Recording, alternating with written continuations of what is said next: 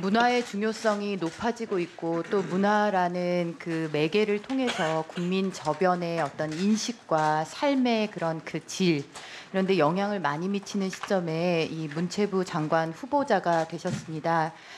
오늘 그 후보자 자격에서 주신 우리 위원회에 말씀하신 그 모두 발언 내용 중에 제가 마음에 좀 걸리는 게 있어서 말씀을 드려보겠습니다. 먼저 자, 문화를 이념으로 재단하고 정권 유지를 위한 도구로 만들어 우리의 사고의 폭을 제한하고 다양성의 가치를 퇴색하는 일이 있어서는 안 됩니다. 이렇게 말씀을 하셨습니다.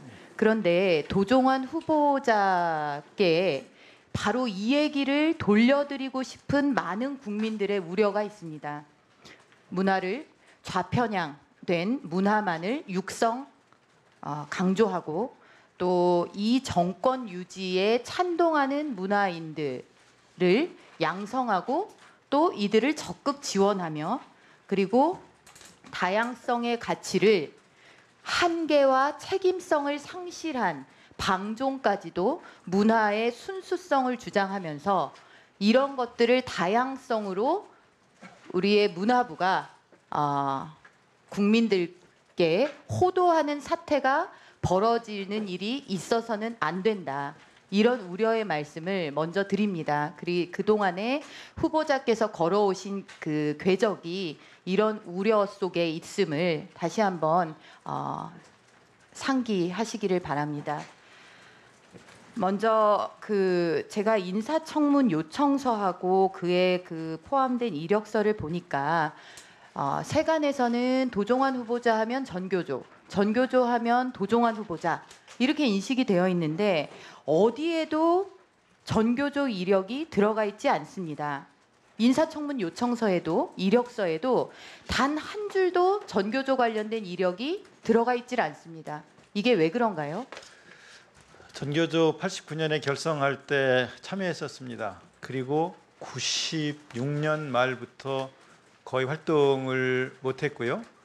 그리고 98년에 복직하고 시골 학교에서 4년 정도 생활하면서 결국은 이제 교직을 떠났거든요.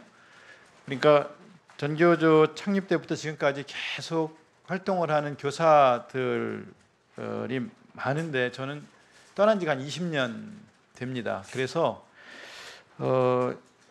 그런 교사들과 비교해 볼 때 제대로 된 자랑할 만한 활동이라고 할 수가 없어서 떠난 사람 입장에서 그걸 경력으로 쓰기가 좀 경력으로 쓸 만한 활동을 했는가 이런 생각을 하면서 굳이 경력에 넣을 필요가 있을까 하는 생각을 하면서 넣지 않았습니다. 저는 도종환 후보자와 1년여를 지금 교문위에서 함께 활동하면서 역사교과서 삭제에 있어서 또 그동안 우리가 교육청의 국정감사를 실시하면서 그 전교조 출신 또 친전교조 교육감에 대한 도종환 후보자의 적극적인 옹호와 또 심지어 동료 의원의 질의에 대해서 그 국감 증인을 대신해서 어떤 그 해명성 질의를 하시는 것도 여러 차례 보았습니다. 지금 누락된 기간 동안에 후보자가 전교조 충북지부 3대 지부장, 4대 지부장, 6대, 7대 지부장 등의 활동을 하셨는데 이것을 적지 않아도 되는 그러니까 너무 열심히 하시는 분들이 많기 때문에 나는 불과하다 어떤 그 경력사항으로서 그것은 이 여러 경력과 이력 그 사람의 사고 체계를 들여다볼 수 있는 이력을 꼼꼼히 적어야 되는 그런 인사청문회 기초 자료로서 굉장히 불성실한 자료다 이렇게 생각이 됩니다. 언론 인터뷰를 통해서 전교조에 대해서 후보자의 견해를 볼 수 있었는데 합법화 부분에 대해서 대법원의 판단을 기다리고 있다. 논란이 되고 있는 부분은 국회의 입법 논의를 통해 근본적으로 해결할 필요가 있다. 이렇게 보았습니다. 이것은 개별 헌법기관, 입법기관으로서 가질 수 있는 생각일 수는 있지만 이제 국무위원으로 정부의 일원이 돼서 현행 법령에 기초한 판단을 내려야 합니다.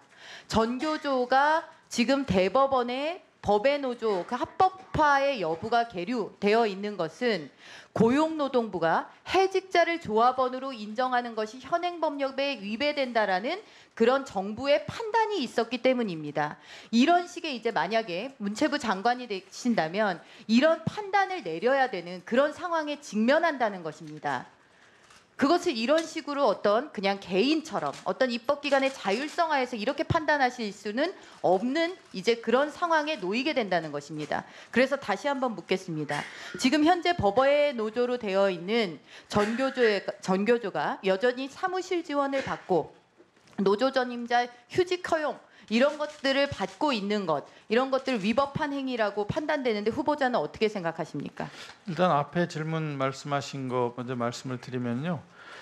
지금 1심, 2심이 지나서 대법원 판단을 기다리고 있기 때문에 이건 역시 대법원 판단을 기다려야 된다고 생각하고 헌법재판소의 능동적으로 정부의 주무부처의 장관으로서 이런 판단을 하실 때 어떻게 하시겠습니까? 주무부처는 문화체육부가 아니고 고용노동부. 아니 고용노동부가 아니라 전교조가 이제 문화나 예술에 있어서 이렇게 현행 법령을 위반하는 판단 그 행위를 한다. 그럼 주무부처의 액션이 있어야 상대방은 그걸 받아서 법원도 가고 할 거 아닙니까?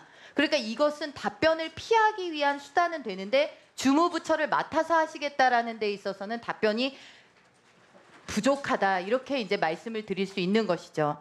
다음으로 아니, 앞서 주무부처는 문화체육부. 그러니까 고용노동부인데 이제는 주무부처로 문체부에서도 이런 상황이 생기기 때문에 그때는 가치 판단, 현행 법령에 따른 상황 판단을 하셔야 된다라는 얘기를 드리는 것입니다. 그러니까 그런 전교조 상황에 얘기가 대해서 아니라 전교조에 대해서도 마찬가지 상황이 펼쳐질 수 있다라는 말씀을 드리는 것입니다.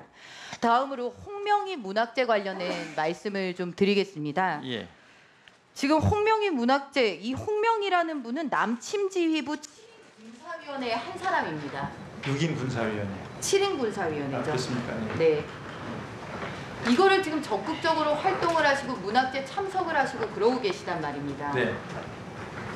문학재입니다. 문학재는 문학을 문학동호인들이 문학재로서 기리는 것도 이거에 찬동하지 않는 단체들도 많아서 지금 괴산에서도 보훈단체와의 큰 충돌을 빚은 것으로 알고 있습니다. 네. 이제 문체부 장관이 되셨는데 이렇게 문학적 순수성을 주장하는 시인 개인의 한 사람으로서 활동하던 것을 문체부에 고스란히 옮겨 놓으시겠습니까? 이 홍명희 문학재 예산 지원 요청하면 어떻게 하실 겁니까? 지금까지 예산 지원은 거의 뭐 못 받았고요. 지금까지 홍명희 문학재가. 그러니까 못 받았고 네. 지금 현재 요청한다면 이런 종류의 7인 군사위원회의 일원이던 이렇게 6.25 전범에 해당하는 이런 사람을 기리는 문학재 문체부에 지원 요청이 들어온다.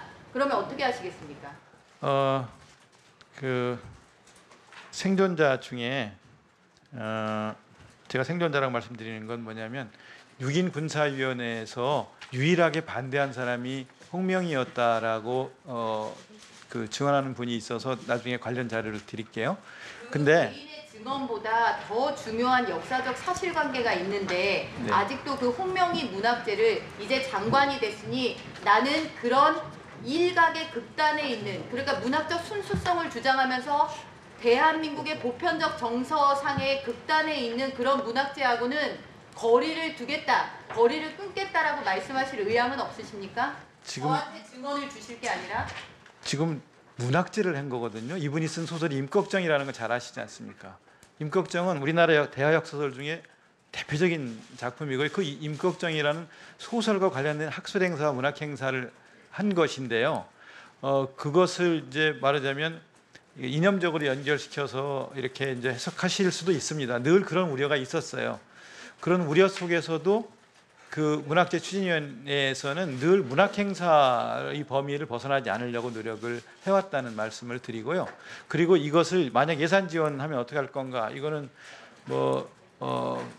지금까지 이 사업은 문체부에도 예산 지원한 적은 없고요. 지자체에다가 늘 예산 지원을 했었기 때문에 지금 본인의 입장에서 판단하신다면 하는 매우 간단한 질문을 드린 겁니다. 그러니까 판단 안 하시겠다는 겁니까? 이 자리에서?